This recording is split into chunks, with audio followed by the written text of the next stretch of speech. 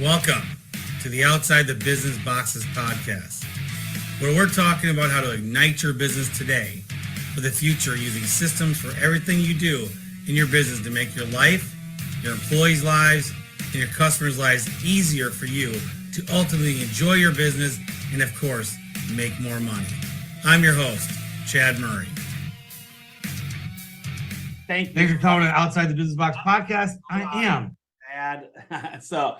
Thank you for joining Outside the Business Box podcast. I am Chad Murray. So I left my laptop at the cabin this weekend, and so I have no way to edit my recording. So we are raw and live today, at least with no public, no editing. Not that I edit a lot, but I got to put in that beginning. So I just went to my podcast, did that. And so we have a beginning and have an opening. And I'll probably just end this with saying goodbye and then post it out there for everybody. So hi, everybody. Glad to be here. I'm living life. I've gone through some ups and downs this year. And what I thought today I would share with some things I'm working on, and it has really worked for me. And that's disappointment and anger type of stuff. I've noticed a lot of my clients, when they get angry, what they do, and I've noticed people outside of that I coach, some other people that get kind of angry about some stuff, and man, I gotta tell you, that's me. I used to be the get pissed off, cuss, throw shit, just the whole 9 yards. I mean, now as a business owner, I didn't really ever do that, but I would certainly raise my voice and stuff like that. I never took it to the level of being demeaning to anybody, but absolutely had no problem going out in the warehouse, 15 years ago and kicking shit and throwing stuff and letting everybody know I was angry if something happened. And of course I have way totally, turned over that. But, this is not an anxiety episode, but let me explain.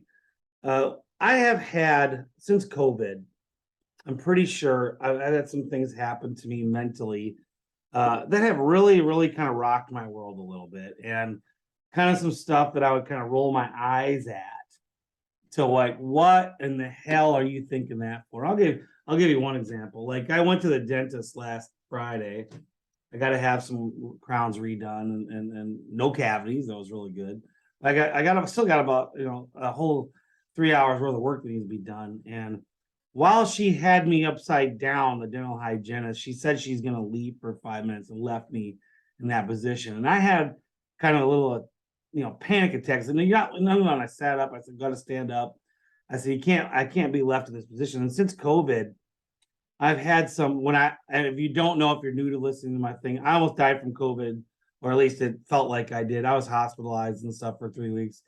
And it's been a big deal in my life. And so, I mean, I have to check my oxygen when I work out and stuff still to this day, but I'm good. Like today I worked out, my oxygen never got below 90 when I was working out. And I mean, we're talking like a second or two and it boosts back up to 93 to 94. So, but anyway, but I have a head thing going on, and it's really skyrocketed some anxieties this year. And I've done some stuff and done some research. I was crazy anxiety April, May, and I'm getting through it, and I'm working my way through some stuff. And now all my anxieties are little dumb ones, which are funny. And so, but anyway, it's not an anxiety thing. So let me talk about disappointment and anger. So I bought a well, had a well dug. Cost me a lot of money. And had to go a lot deeper than all the people around me, around in the property, around my, all my friends up in my cabin area. And it was almost 3 times as much as it cost me to get water. And I'm in the bottom of a valley. They're all on the top.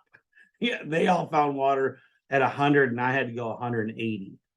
And so I spent, $800 on a well pump, another $400 on stuff to get it down there, electrical wire, all that kind of stuff, blah, blah, blah. And we set it up a couple weeks back and worked great. Got it working. It was spitting like a dragon water. I mean, we're talking, I couldn't tell you how many gallons a minute I was getting. And so, anyway, I left the cabin, went back, and was there this weekend, and got there Friday and did my stuff I needed to do, mowing and trimming on, the property. I got to mow about an acre and a half. Nice. Just get on my tractor. Just, that's living life right there. I'm actually literally not thinking of anything but Luke Combs in my ears and mowing the grass with the tractor with a brush hog finish mower on the back. Oh, I hate mowing. Back when I used to walk behind one, boy, I tell you what, I love mowing with my Kubota. So anyway, got all that done. So Saturday, well, it's time to turn the well on, just to fill up my little tank. Taking a shower, and last time we didn't fill it before we left, so go to turn it on and no water. All right, and so we kind of have a roll your eyes type of stuff up at the cabin because when you go remote and you're doing everything yourself, and even when you hire other people, I gotta tell you, shit just does not go right ever. I mean, it is funny of how many times you have to do something sometimes, and I don't care if you hire a professional, blah blah blah type of stuff. And so we kind of laugh, we love it up here, but by God, is it hard? It's always something, And so anyway, all right, well, the well pump's not working. All right, well, that's not a big deal. Let's just kind of look into it a little bit. And my buddy, his parents moved up. They're building a little spot just north of me, and we had a group text going on with a couple buddies that were up there. I got about 4 or 5 buddies that all are up there. We've all become very close. I mean, even stuff where we do stuff in Texas together, family stuff. So anyway, a couple of my buddies were up there, and his dad was up there, and he saw the text that the well pump wasn't working. He came down to help me out.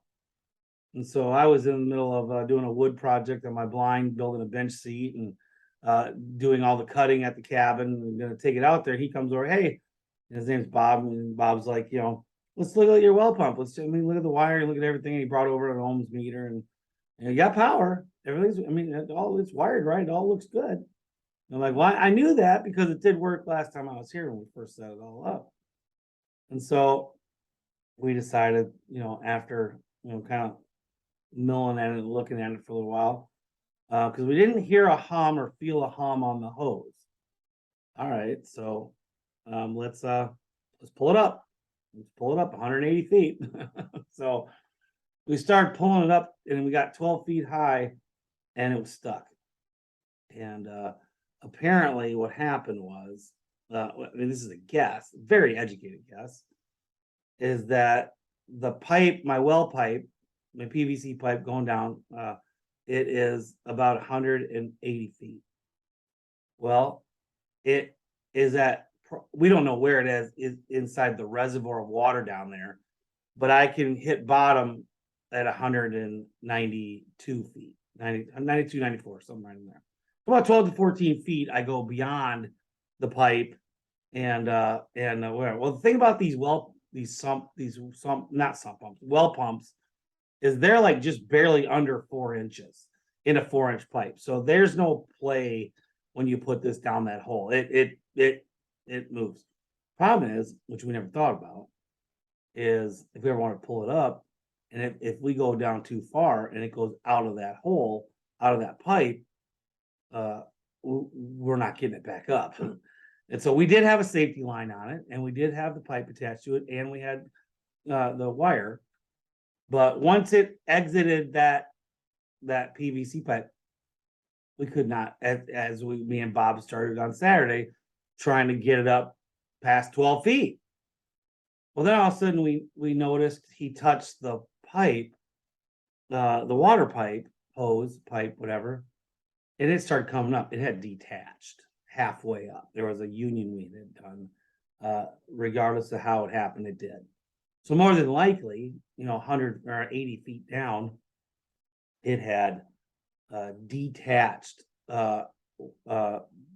just whatever, since the last time I was there. The well, we had a nylon rope, a thick one, that probably stretched while we were gone, because it had 40 pounds of, 30 pounds on it in water. So it probably stretched a couple inches. Well, when it did that, the pipe was up at the top connected where it would not move. So as the well pump sunk 2 or 3 inches, it disconnected the pipe. Well, that would make sense. We turned on the power, it was pumping, but it wasn't coming up all the way. It wasn't coming up at all. It was stuck at that, 100 feet down, 80 feet down. Well, so me and Bob decide, well, we spent a couple hours trying to maneuver it and try to get it come up, and we could not. In a couple hours, in about a 93-degree day, sun beating, no shade on us yet, and we're just worn out. So we get the tractor, we attach it to the tractor, and give it some college tries, and it breaks the rope. So the rope breaks and by the way, it broke all the way at the bottom. Where the knot was down at the bottom is where it broke. So the whole 190 feet of rope came up. Okay. So Bob's getting really mad, but we're still attached to the electrical. So we're like, okay, well, we're not out of the woods yet, and so we're not totally, everything bad. Now, I'll remind you, we have a 4-inch pipe with a 2-inch 100-foot hose down about 100 feet. And then the pump is down at the bottom all the way, 190 some odd feet, right? So all we have left is the electrical to try to pull it up through trying to fit essentially the perfect round plug in a hole using I without even kind of giving an analogy, it just was not fucking coming up. It was not coming up through that thing. So we did try another little college try with a tractor and broke the electrical cord and plump, there it fell. So we got about 100 feet of the black hose, which is hard pipe, but not it's not rigid. It's you can bend it very easily. So here's my point of my story. Bob, he's in his late 60s, maybe early 70s. Nicest guy in the world. I mean, literally, nice guy in the world. Gets really pissed off. I mean, like grandpa, never seen grandpa get pissed off. He gets that pissed off. And I'm sitting there, I'm in the tractor, by the way, and he's sitting there when everything broke. He just looks at me and he just starts kicking dirt and just, and really mad.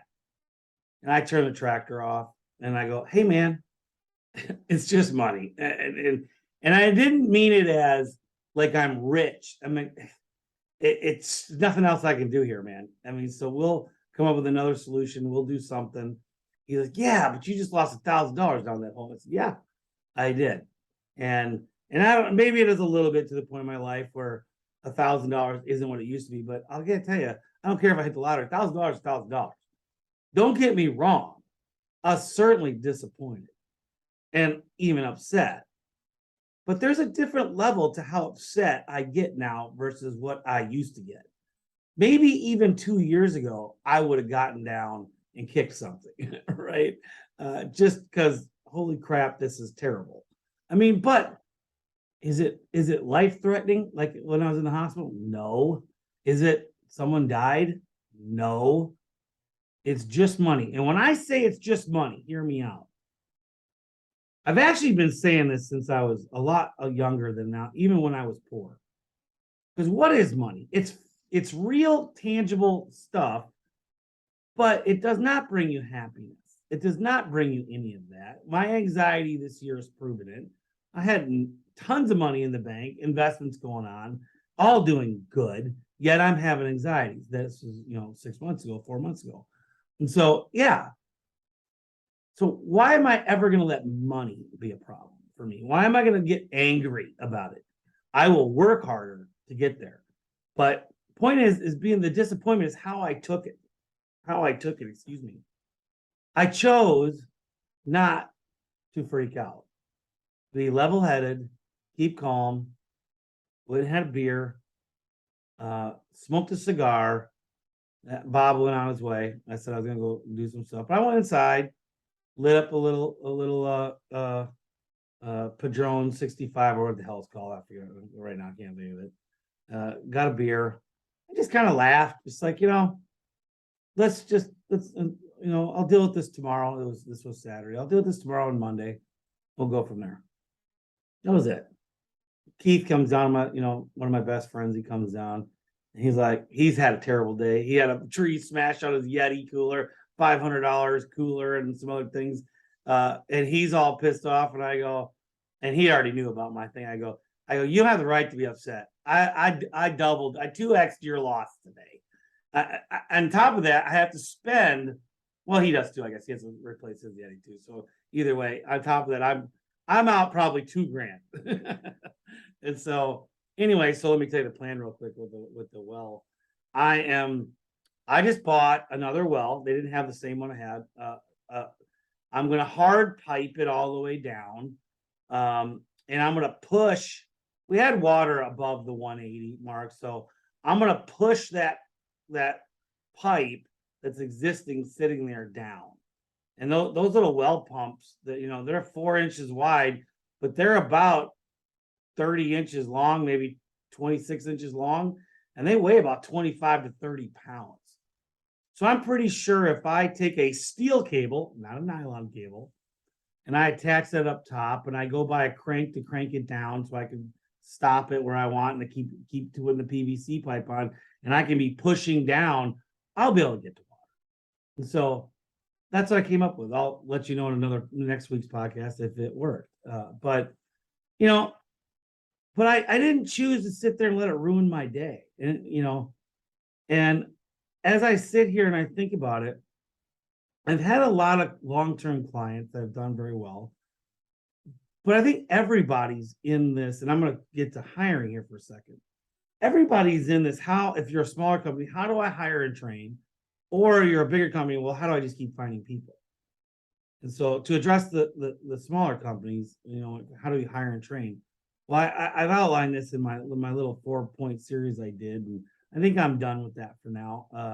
But you got to find one person, trust them, hire them, and let them keep training, and you help out. I mean, that's just what it boils. You got to take it easy, find one good dedicated person, and that's it. When it comes to the hiring, though, and we get to the point where with me and trying to find more people and all that stuff, it's just a process that never ends. I know this might even be repetitive, probably is repetitive, but you got to keep going. So I got another quick story. So my guy that works for me in sales, Cody, he's not really buying into my disc thing. And it's okay.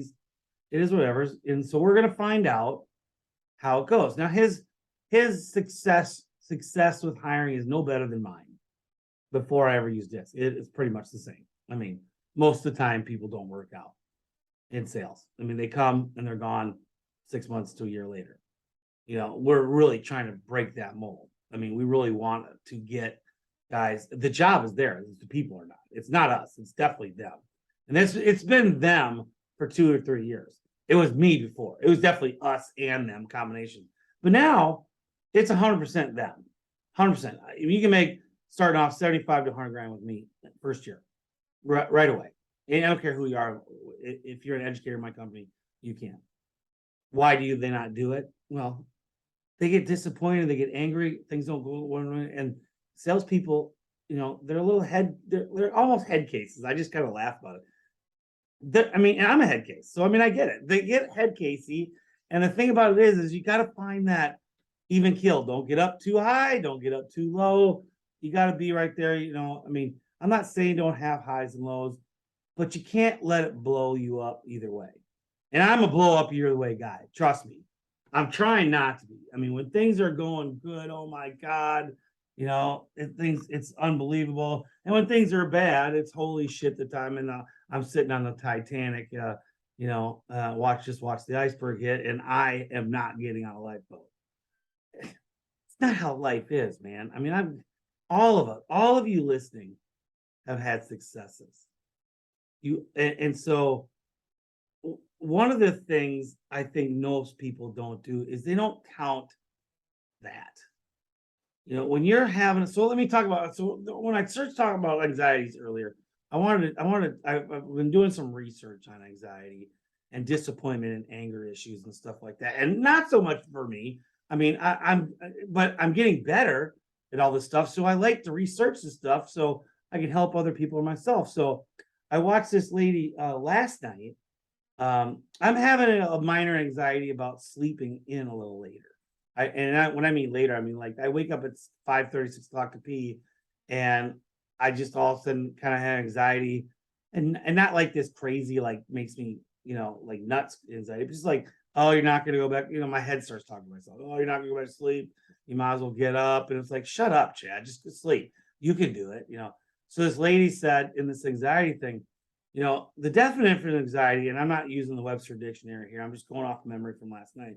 But she says, it's a thought process that is you're thinking of something in the present that is worrying you about something in the future that is either non-realistic or realistic, generally non-realistic, and that's why you're having anxiety. So I did. So I thought about that, and I sat there literally. It's really funny. I'm sitting there, got up to pee at like 5:30 this morning.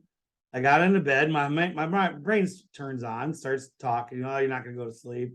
It's gonna be hard. Blah blah blah. And I went 5.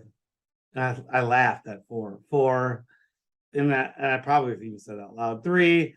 And at 3, I felt the calming come over me. 2, 1. And then you're supposed to tell yourself the reality of what your anxiety is.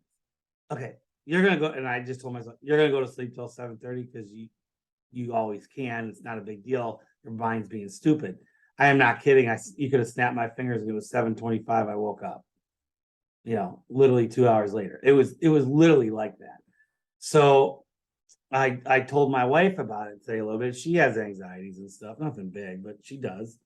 And I told her to do it, and that she left. So I don't know if it's done, but I'm pretty sure that it'll work because I literally have had a couple little ones today, just minor thoughts, and I did it, and it just totally took away. So that's a little tip for you about that, and it might help you with anger too. If you're about to get pissed off about go through these anger things, you might just go 5, 4, 3, 2, 1. Okay, it's not as bad as it looks.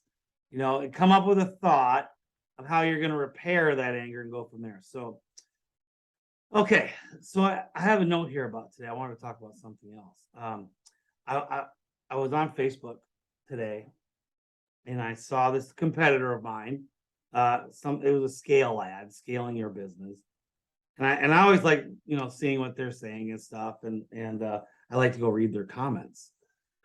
And oh my, and part of his scaling video was talking about you're not really an entrepreneur if you still work there. You just own a job, which shit I say all the time, which is true. A true entrepreneur buys businesses, and yeah, but a true entrepreneur doesn't run the businesses, doesn't do that. I mean, he might acquire businesses and sell them, but he's not, the guy in the truck or even the guy managing it. He invests, he gets it all going and then sells it. That's your true definition of an entrepreneur. But the other definition of an entrepreneur is really me right now. I'll tell you what me right now is, and I'll tell you what happened to these guys' comments. I fit the bill of an entrepreneur now, except for in the chimney industry. I've gone 3 weeks now without physically looking at my numbers and not doing anything. I've literally let my management staff do their job. I've gone to a couple meetings and only stayed for a little bit, got off what was on my mind, said I'm not going dark. I still have direction and vision, but I don't need to sit there through a 2-hour meeting to talk about my vision, to listen and talk about what they're doing. It's not what I want to do anymore. Because they're good at what they do. So what do? As I show up to the meeting, I'm not showing up this week. I took this week off, but I'll show up the next week meeting at Masters. They have them on Monday. They're actually having it right now. It's as I record, it's 2:00 on Monday. So I will literally sit here. I'll show up to the meeting. I'll give my direction, what I see is going on, and where I'm not looking at the numbers. By next week, I will have the monthly numbers. I am looking at monthly, not weekly. I should clarify. I am only looking at the monthly nut report and P&L. That's 2 different things in my business. And so you can go back to other podcasts if you want to know what the nut report is. And so I will only sit there and look at and go in the meeting. What's on my mind right now? Where I want to go? Are we doing it? What are we doing to get there? and then I get off. So I'm there 15 minutes, maybe 30, and I'm out. And I don't do anything else. I do nothing else. That's all I do. They got this and they're running my business. Now, that doesn't mean I'm not still on Chimney World and doing this and being part of the industry, but I'm certainly there. So get back to the scaling thing. These people are I mean, it was comical. He had like 50 comments on this scale ad, and which is essentially an ad that I would put out. It was great. And all these people are just ripping him, like, oh, that's not entrepreneurism. Oh, you mean that's just, and then all these, I'm just gonna say it, a bunch of Democrats ripping him for, oh, just another way of keeping the man down. And I'm like, what? It's like, oh man. I mean, I bet you out of the 50 comments, 40 of them were all just ripping the shit out of this guy in this ad. And by the way, the ad was spectacular. He did an awesome job. And people are actually calling him a fraud. And I'm like, I look at this and I'm like, they have no idea. These people that are all just noise, just literally what they're saying. They've never run a company. They've never taken a risk in their lives, and I got to tell you, for me, if that had been my ad, I would have deleted every one of those guys that said something negative. I just would have. This guy's let it hang. And so it was kind of funny, in that aspect. But, as he's ripping this company up or as people are ripping him up and doing all this, and they're making all these comments, I was, especially about, trying to build your business. No, building a real business is you work in it. And it's like, wow. I see why sometimes it's hard for me to find clients, because it's like, do you really think running your business, your goal is to run it so well that you're still working there? And here's what I mean. It was funny. I was actually listening to Stoner's podcast, Mark Stoner's podcast today. He got back. It was a great little podcast. I definitely strongly suggest go listen to it. He talks a little bit about it, and he had a great ending, which is what the name of his podcast was. It was really good. But the thing about what got me is lost my train of thought. God damn it. Boy, I'm getting to 50, I'm telling you. Anyway, the scaling the business. So anyway, so here you go. So you getting to the business to where you're not running it, it's time. You get to manage and get freedom of time. Stoner says it in his podcast. It's something I've said for years. And he has to. All of us have that have made it up here. Is you're trying to leverage your time. Like me. Some people might think that that we're, by doing what we do and don't spend as much time, that we're not leveraging it properly. Well, we are. We've got it to where we got other people doing the time with us that want to do the job better than us. And that's the facts.